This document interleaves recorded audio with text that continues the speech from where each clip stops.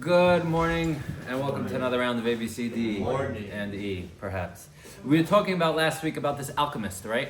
This person was able to create money out of nothing, apparently. We try to, make a little bit more modern day. We call it, someone who can manipulate the markets, maybe a hacker, people calling you for your car's extended warranty, and really just taking your credit card and running away. Or a con artist, someone who is master at forging art, etc., etc.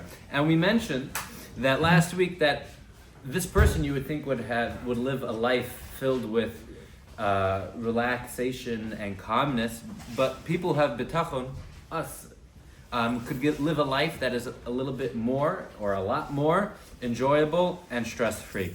And the first thing the Chovis Lavavis mentions was that this alchemist, this hacker, this con artist, he needs specific materials in order to work. The hacker needs his computers, he needs his codes.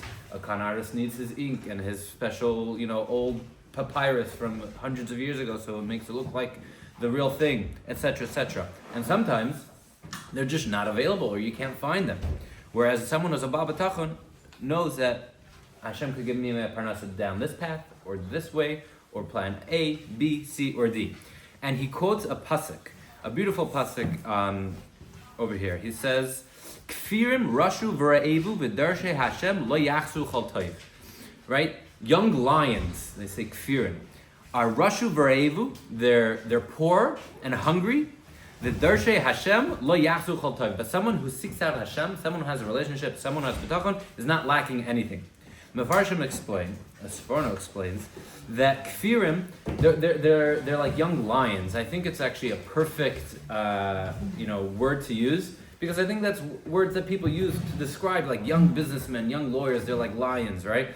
And really trying to sit there and figure out how to make all this money. A kfir is someone who loves money, someone who's focusing on amassing a big fortune. What's rashu v're'evu?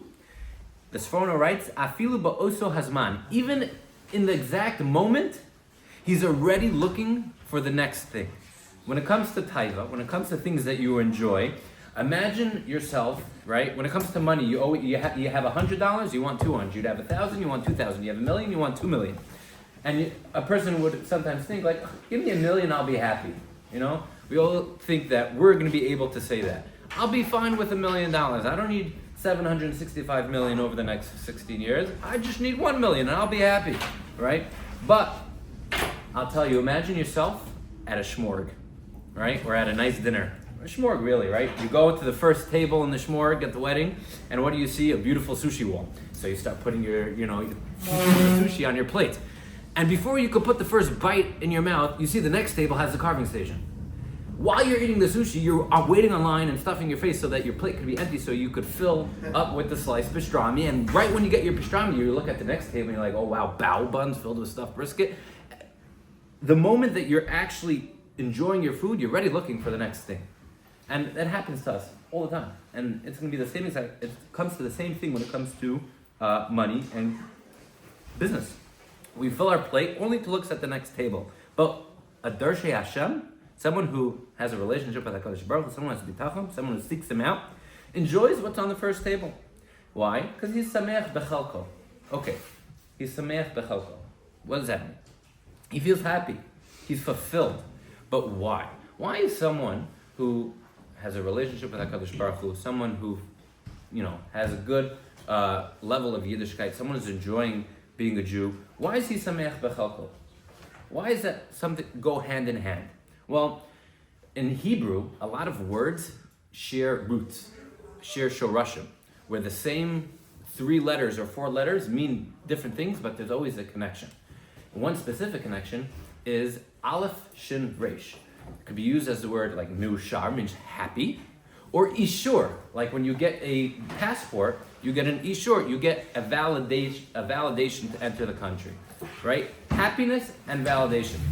They go hand in hand. Why? Because when a person feels fulfilled, when a person feels like he has meaning in his life, then it translates inside as happiness. When a person looks for outside things to make him happy, when a person looks, whether it's money or substances or whatever you have, looking to try to make you happy, subconsciously, you realize and you know that these outside stimuli make me happy because myself, just me, I can't enjoy myself alone. Me, myself, and I'm not enough. I need the outside stimuli. But someone who has a connection with Kadosh Baruch Hu, someone who has a strong relationship with him and a strong Yiddishkeit, he's happy because he feels validated. He's happy because he knows there's a God in this world. If there's a God in the world, there's a purpose. If there's a purpose, I must be doing it. And if I'm doing it, I feel like I have a purpose in my life. My life feels meaningful. I feel validated. And therefore, I could feel happy from within. And someone who has Bitachon on Kadosh Baruch Hu, you work towards that. You have that relationship with him. You could really feel like you're here for a reason, for a purpose. And that's just a side, prop for Bitachon. Besides the fact that Bitachon could get you things that you wouldn't have had the schus to before. Bitachon is kind of like a davening or einon milvado. All these different type of things, right? Where you need to build up schusim in order to get what you want. Bitachon is another way to do just that. Right? The Radak explains, and we'll end this with this, a lion, right? A young lion, a young businessman, you have to rely on something, right? A person either has to rely on their smarts, or their strength, or their connections, or their fast mouth, right? A salesman, he has to rely on something. A person cannot rely on something. He has to be able to say, oh, I've got this going for me. Now, forget Hashem for a moment, right? If you could just have one person to rely on, whether it's a father or a boss or just a good friend, someone you could rely on, it gives you a sense of menuchas hanefesh, a sense of relaxation, calmness, serenity, because I know I have this guy in my back pocket. It's, depending on how, rich that person is, the more calmness and relaxation and serenity you'll feel, right? If I know I have you in my back pocket, right? I may feel like, well, great, I got a good friend and I can rely on him. But if I have someone like Donald Trump in my back pocket, someone I could rely with a lot of money, I could really feel set and okay in this world. Now imagine you could have that person in the back of your pocket as the person who created every last little thing in this world, from the biggest mountains to the deepest valleys, the stars, the drones flying over New York and New Jersey. It's all from him. And if you could rely on that person and have that bitachon and have that person as your one person that you could rely on, imagine what your life could be filled with calm, peace, and you could really focus on what's important in life, the meaning, your purpose. Ishur, Mushar, you feel validated, you feel happy. Have a good Shabbos.